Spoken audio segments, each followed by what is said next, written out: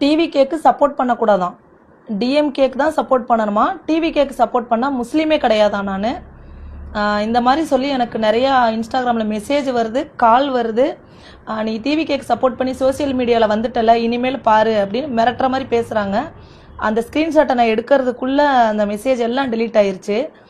அதனால் அந்த வீடியோ நான் போடுறேன்.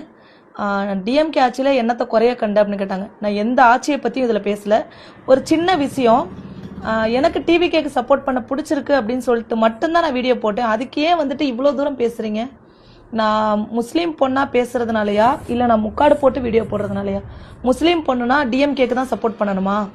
டிஎம்கே ஆட்சியில் வந்துட்டு என்ன குறைன்னு கேட்குறீங்கள? எனக்கு தெரிஞ்ச ஒரு குறைய நான் சொல்கிறேன்.